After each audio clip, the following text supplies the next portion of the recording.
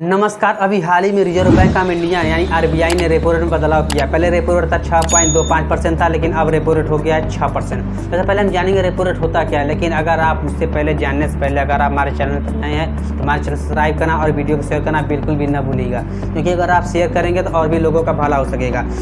और कोई ये बात और भी बता दीजिए, यूपीएससी परीक्षा जीएस पेपर नंबर 3 से संबंधित क्वेश्चन है। सबसे पहले रेपो रेट से समझने से पहले आप मॉनेटरी पॉलिसी समझेंगे, यानी मॉनेटरी पॉलिसी का मतलब होता है मौद्रिक नीति। अगर आप मॉनेटरी पॉलिसी नहीं समझेंगे तो आपको repo rate, reverse repo rate, marginal salary facility, ये सब आपको नहीं समझ में आएगी। चलिए हम बात करते हैं मॉनेटरी पॉलिसी होता क्या है। यानी कि देश की अर्थव्यवस्था में मॉनेटरी पॉलिसी और इंटरेस्ट रेट को नियंत्रित करने के लिए आरबीआई जो भी पॉलिसी बनाती है उसे मौद्रिक नीति कहते हैं। इसका उद्देश्य अर्थव्यवस्था को बढ़ावा देना, मूल्य स्थिरता बनाए रखना, विनिमय दर को स्थिर करना होता है। तो जैसा कि मैंने पहले बताया था कि रेपो रेट के बारे में बात करें, चलिए हम बात करते हैं रेपो रेट के बारे में। अब आप लोग मॉनेटरी पॉलिसी समझ गए, अब आप समझेंगे रेपो रेट होता क्या है। रेपो रेट वह दर है जिस पर किसी देश का केंद्रीय बैंक, आप इसको ऐसा समझे कि हर देश का एक केंद्रीय बैंक होता है। जैसे भारत का केंद्रीय बैंक है RBI, reserve bank of India.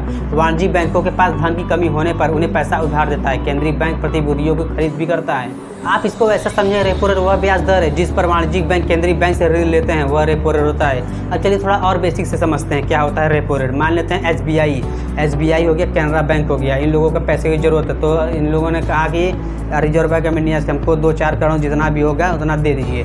तो आरबीआई करेगा क्या, ये पैसा 2-4 करोड़ रुपया दे देगा, तो उससे क्या करेगा, ये 6% के हिसाब से, रेपो रेट के हिसाब से ब्याज लेगा, तो उसी को कहते हैं रेपो रेट। तो अब आप लोग समझ गए होंगे रेपो रेट होता क्या। अब चलिए थोड़ा बात करते हैं रिवर्स रेपो रेट क्या होता है। वह ब्याज दर जिस पर भारतीय रिजर्व बैंक वाणिज्यिक बैंकों से धन उधार लेती है, जिसका उपयोग अर्थव्यवस्था में तरलता को नियंत्रित करने के लिए किया जाता है। आप इसको वैसा समझे, जब वाणिज्यिक बैंकों के पास अत्यधिक धन होता है तो वह इस धन को आरबीआई में जमा करता है और आरबीआई बदले में इसको कुछ ब्याज देता है। इसे कहते हैं रिवर्स रेपो रेट। जैसा कि मैंने देखा रेपो रेट में होता है आरबीआई लेता है एसबीआई बैंक से, कैनरा बैंक से लेता है रेपो रेट के तौर पर। लेकिन अगर एसबीआई के पास धन की मात्रा अत्यधिक हो जाती है तो एसबीआई का जितना भी पैसा होता है वो आरबीआई में दे देता है, तो आरबीआई उसको कुछ इंटरेस्ट देता है, यानी कि कुछ ब्याज देगा, उसी को कहते हैं रिवर्स रेपो रेट। अब चलिए थोड़ा और भी बेसिक समझते हैं। मान लीजिए कि बाजार में बहुत अधिक तरलता है जिससे कि महंगाई बढ़ने का खतरा है। अब आरबीआई रिवर्स रेपो रेट बढ़ाकर बैंकों को अधिक धन पैसा जमा करने के लिए कहेगा। इससे बाजार में उपलब्ध धन की मात्रा कम होगी और महंगाई पर नियंत्रण रहेगा। वर्तमान में रिवर्स रेपो रेट 3.35% है।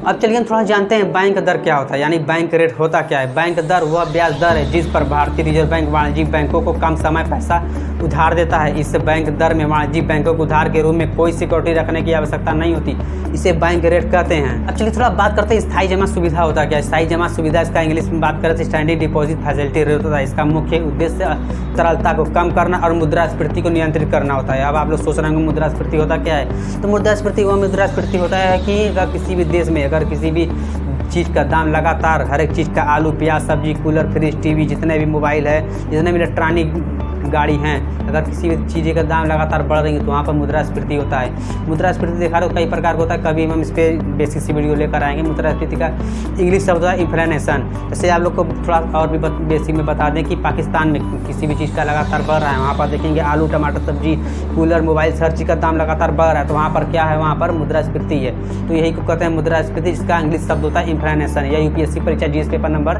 3 से संबंधित क्वेश्चन है। अब चलिए थोड़ा समझते हैं एमएसएफ क्या होता है। यानी एमएसएफ का इंग्लिश शब्द देखें तो मार्जिनल स्टैंडिंग फैसिलिटी होता है। यह एक मौद्रिक नीति उपकरण है जो बैंकों को तरलता की कमी की स्थिति में मदद करता है। आप इसको ऐसा समझें, सरकारी प्रतिभूतियों की गिरवी रखकर एमएसएफ आरबीआई से उधार ले सकते हैं।